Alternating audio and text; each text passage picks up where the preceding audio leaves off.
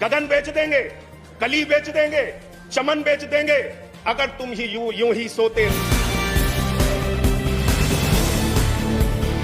मैं पूछना चाहता हूं, क्या इस सरकार के पास कॉल करने के लिए 2 रुपए भी नहीं है? अरे 2 रुपए नहीं है तो हम लोगों से ले लो, लेकिन कॉल कर लो किसानों को। आप कहते हैं किसानों को यह बिल समझ में नहीं आया, हम बड़े समझदार हैं, आइए हम आपको किसानी बिल समझाएंगे।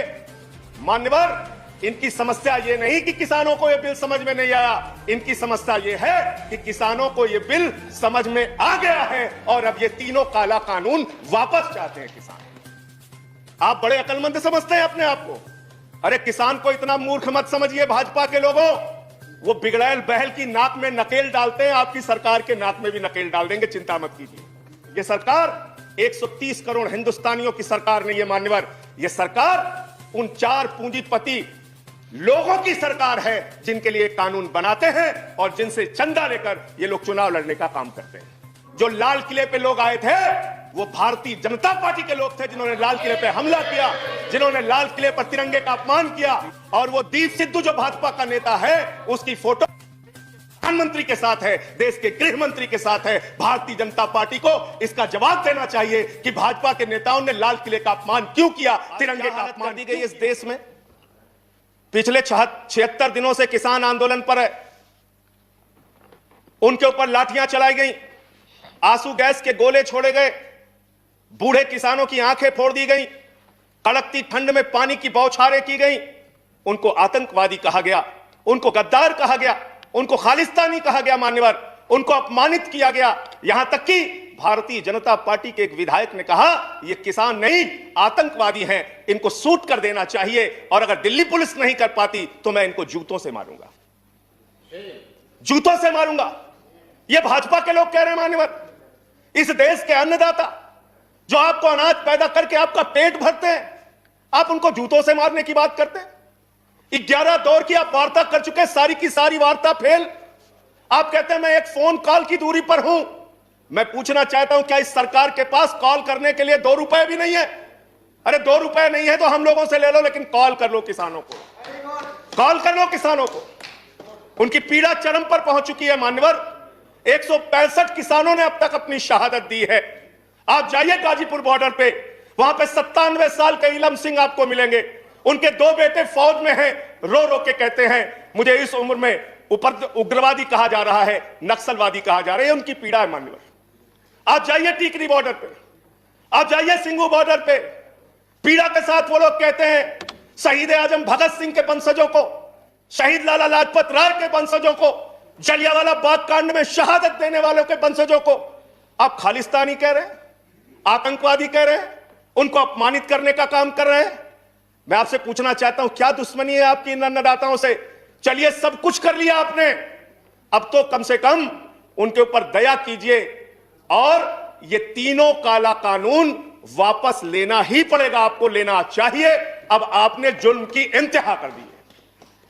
आप चले जाइए गाजीपुर बॉर्डर पे मान्यवर, कटीले तार, बड़े बड़े कीले गाड़ दी गई हैं, 12-12 इंच की कीले सड़कों पे गाड़ दी गई हैं। देखकर ऐसा लगता है कि दुश्मन देश की सेना आने वाली है। ऐसी स्थितियां दो परिस्थितियों में जन्म लेती हैं मान्यवर। जब देश का शासक अपनी जनता से डरने लगता है तो ऐसी सीमाएं बेड़ियां बनवाता है, या देश की जनता को शत्रु समझने लगता है तब ऐसी बेड़ियां लगवाता है। यह हो रहा है मान्यवर।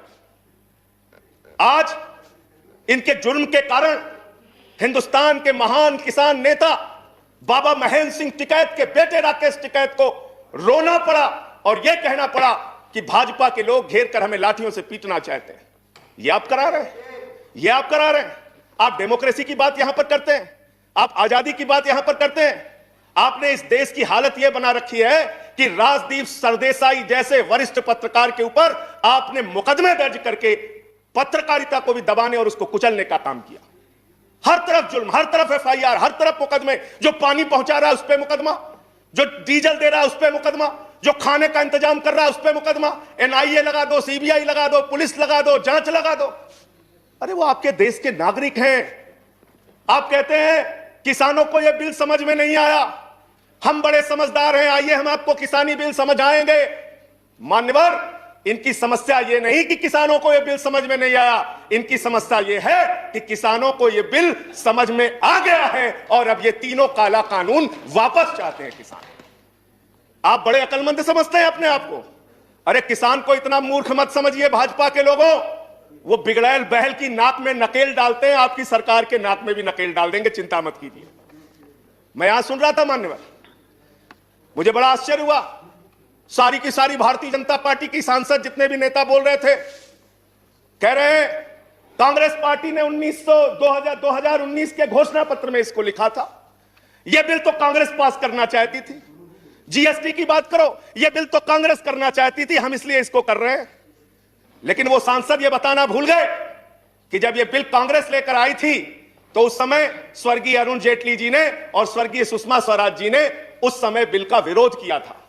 और कांग्रेस ने अगर 19 के घोषणा पत्र में इस बिल को शामिल किया था तो उनको तो 55 पे पहुंचा दिया, आपने तो लागू कर दिया, आपको 5 पे पहुंचा देगी, इस देश की जनता 5 पे पहुंचा देगी। इसलिए अगर आप कांग्रेस के सपनों को पूरा करने के लिए आए हैं तो जनता को भ्रमित मत कीजिए, अपनी पार्टी का नाम बदलकर भारतीय जनता पार्टी से कांग्रेस पार्टी कर लीजिए, कांग्रेस ए हो जाए, कांग्रेस बी हो जाए, जनता प्रचार करे। आप लोग समझें आप क्या कहना चाहते हैं, जनता तय कर लेगी। मान्यवर, इस बिल में क्या क्या लिखा है वो बातें आपको बता के और थोड़ी बातें कह के अपनी बात खत्म करूंगा। असीमित भंडारण की छूट दी गई है इन बिलों में, और वो क्यों दी गई है?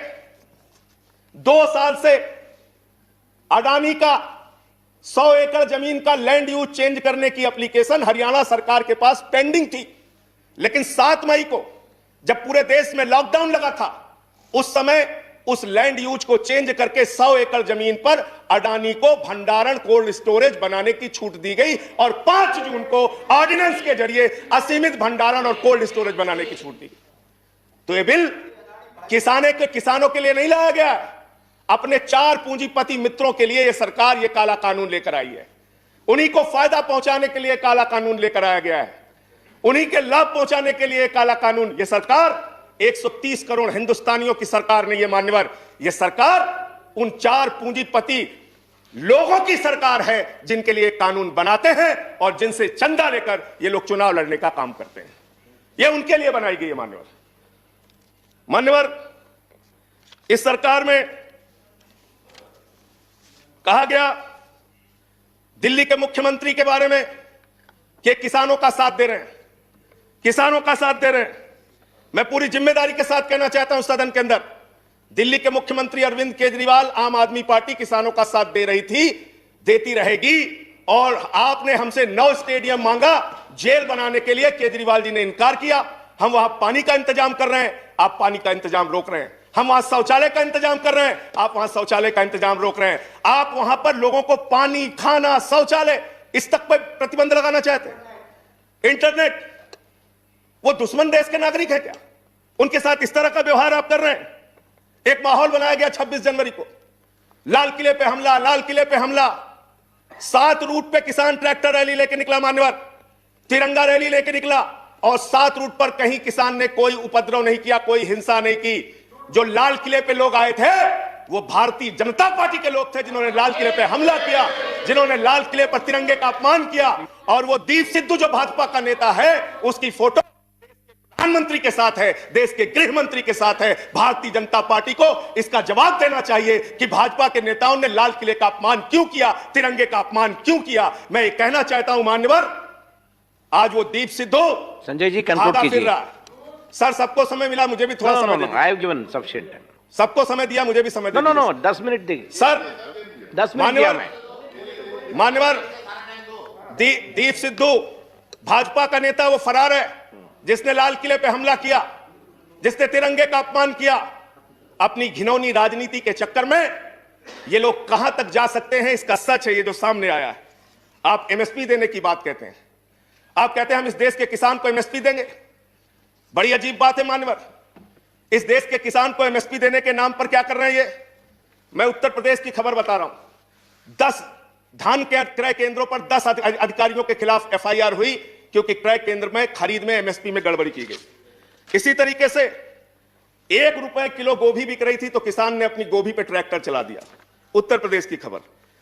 बरेली के अंदर उत्तर प्रदेश में 3 करोड़ की धान खरीद हो गई कागजों पे, किसान का पता तक नहीं है। तो डेरेक ओब्रायन साहब, जो यूपी में खरीद हुई है वो भूतों की खरीद हुई है, किसान का पता नहीं, नाम दर्ज करके खरीद हो गई। 4 साल में गन्ना किसानों पे मात्र 10 रुपए इन्होंने बढ़ाया है उत्तर प्रदेश के अंदर, मात्र 10 रुपए मान्यवर।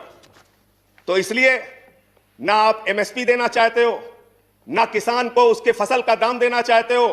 असीमित भंडारण की छूट देकर आपने पूंजीपति मित्रों को यह सुविधा दे दी कि सस्ते में किसान से अनाज खरीदेंगे, सस्ते में किसान से फल खरीदेंगे, सस्ते में किसान से सब्जियां खरीदेंगे, उसका बड़े बड़े स्टोरेज में भंडारण करेंगे, जमाखोरी करेंगे, और जब बाजार में फल सब्जियों की कमी हो जाएगी, अनाज की कमी हो जाएगी, तो महंगे दामों में जनता को बेचेंगे। यानी आपने महंगाई को, जमाखोरी को, कालाबाजारी को इस बिल के माध्यम से लीगलाइज करने का, वैधता प्रदान करने का काम किया है, इस देश में महंगाई बढ़ाने का काम किया है, उसका रास्ता आपने खोला है। इसलिए भी ये बिल, तीनों का तीनों काला बिल वापस लिया जाना चाहिए। Thank you. अंत में थैंक यू। अंत में एक बजट आपने पेश किया, मनोहर, बस खत्म करके अपनी बात को खत्म करूंगा, उन्हीं बातों को। Please conclude. सर, बजट इन्होंने पेश किया है, तो बजट के ऊपर और खरीद के ऊपर मैं लास्ट मिनट जो इनका बजट है, चंद लाइनों में उसको कह के अपनी बात को खत्म करूंगा कि धरा बेच देंगे, गगन बेच देंगे, धरा बेच देंगे, गगन बेच देंगे, कली बेच देंगे, चमन बेच देंगे। अगर तुम ही यूं ही सोते रहे तो ये फर्जी राष्ट्रवादी वतन बेच देंगे, वतन बेच देंगे, वतन बेच देंगे। धन्यवाद।